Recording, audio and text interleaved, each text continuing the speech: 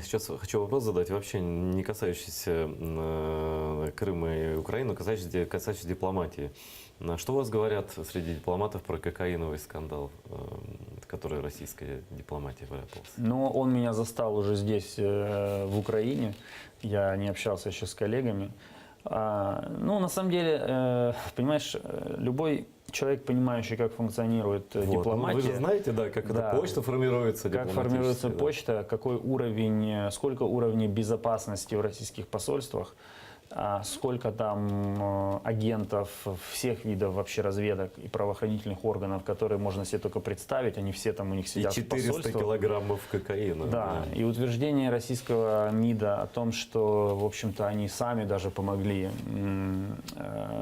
найти это все, это была спецоперация, оно несостоятельно, потому что такой проект, назовем это, логистически нельзя было организовать без существования очень четкой, слаженной криминальной, как бы назовем так, группы внутри посольства, которая, не буду говорить о после лично, посол теоретически мог сам и не знать, я сомневаюсь, но теоретически мог не знать.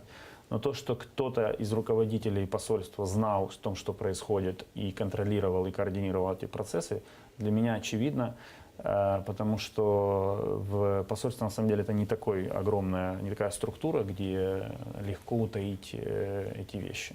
Ну вот смотри, что происходит. Россия показала себя как страна, которая нападает на кибератаками, занимается гибридным вмешательством в выборы, путем подкупа, путем манипуляции, создания фейковых аккаунтов, агитации там, и так далее, и так далее. Теперь еще и наркоторговля.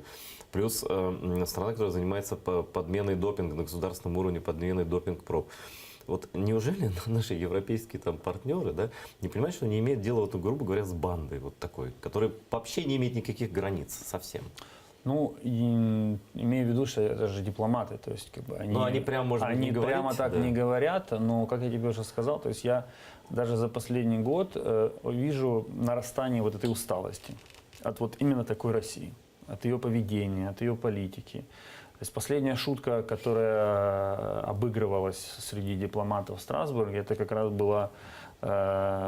был случай, когда на Олимпиаде российского игрока в керлинг поймали на применении допинга. А керлинг — это известно, то есть игра, которая не требует там сильных физических усилий, и зачем ему допинг, непонятно. Но вот на эту тему были шутки, как мы такие. Все, на самом деле, все понимают. Даже друзья России все просто понимают. Просто им страшно начать бороться. Просто страшно, да. Вот они мне говорят иногда, коллеги, слушай, говорят, ну что ты так жестко вот с Россией? Я говорю, да потому что, а что нам терять? Это вы можете еще играть в эту игру. А мы уже потеряли Крым, у нас оккупирован Донбасс. Мы не можем себе позволить какую-то мягкотелую политику, потому что каждая мягкость с нашей стороны будет воспринята как слабость.